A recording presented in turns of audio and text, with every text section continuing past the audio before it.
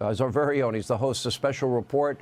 I think he took all the joy out of the Kamala Harris campaign today.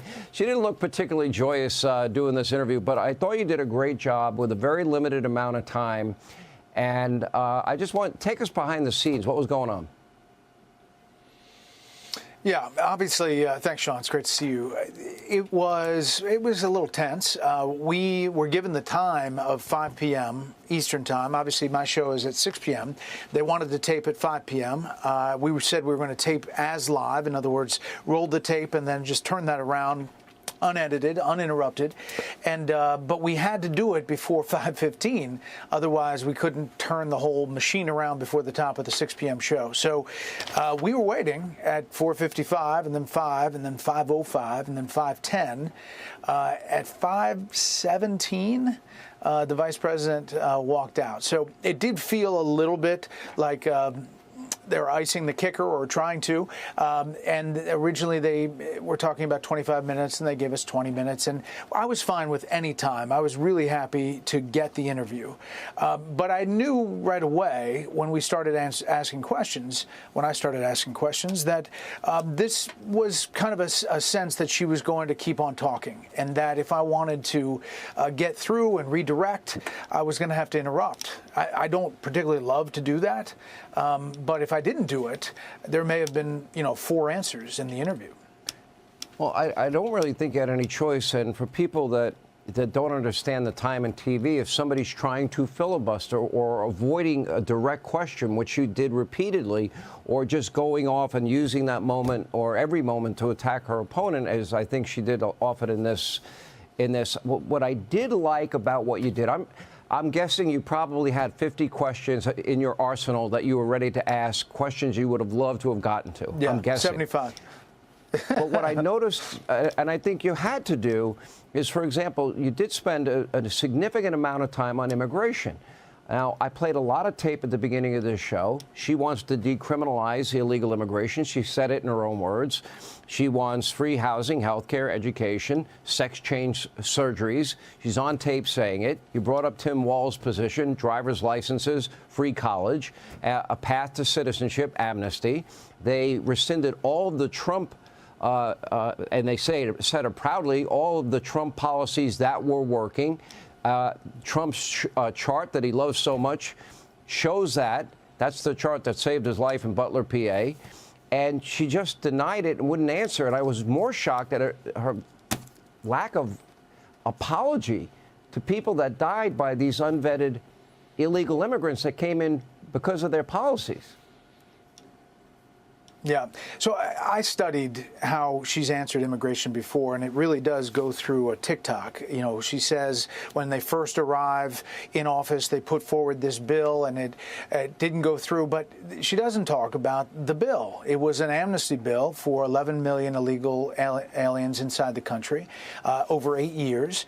They had control of the White House, the Senate, and the House, and yet the Democratic leadership didn't put that bill forward, and the White House really didn't even push it. But she starts there, and then she says there's this evolution. She tried to do all these things with the president, and then they had this comprehensive effort, this bipartisan bill.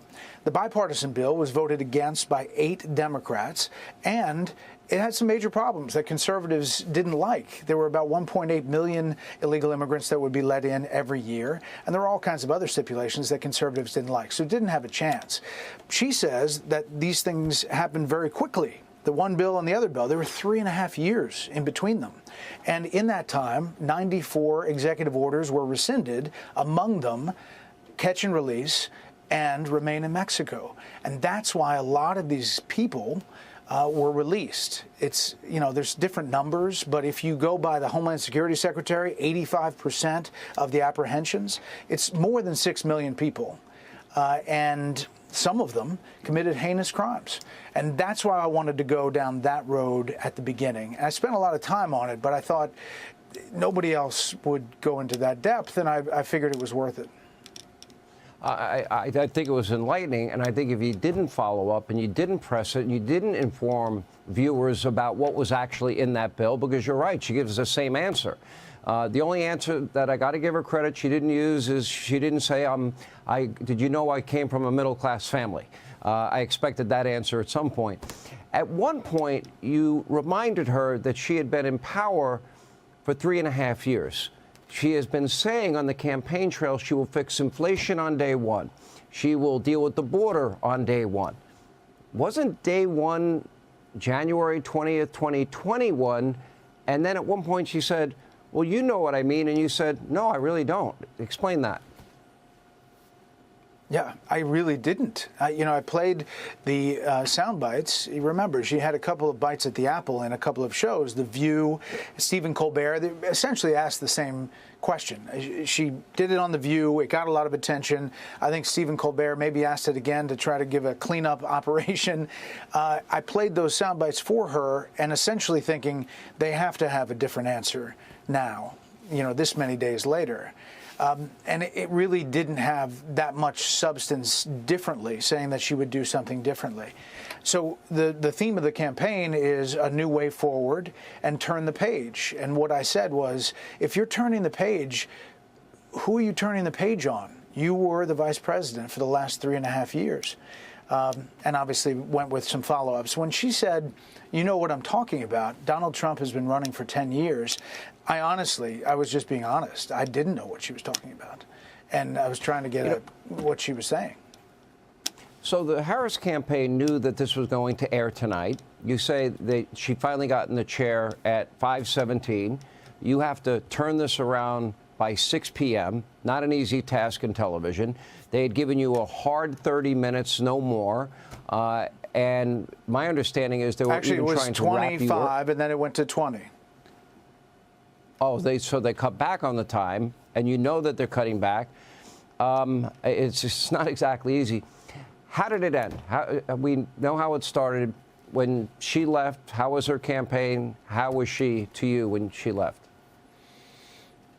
Yeah, I mean, it was cordial, and I said, thank you so much, Madam Vice President, for the time. She said, thank you. Her people, probably 4 people, were wrapping me, with big, moving arms. That's why I looked out to the side and said, I've got to wrap up. You want to keep talking, you want to keep asking questions, but they were very animated. And listen, I hope she comes back. I actually think this is a different take. I think she had a mission that she wanted to do, and maybe she wanted to have a viral moment. She wanted to have a pushback. She came to Fox News and she wanted to have a go after Donald Trump viral moment that plays on a lot of other channels and on social media. And I think she may have gotten that. I think in the interim, we had a good exchange. I wish it wasn't so much filibuster. I wish it was just a cordial conversation about policy and follow-ups. Maybe if we had more time, maybe she'll come back. I don't know. I don't know if she will or not, but I hope she does. And obviously, I hope the former president does the same format.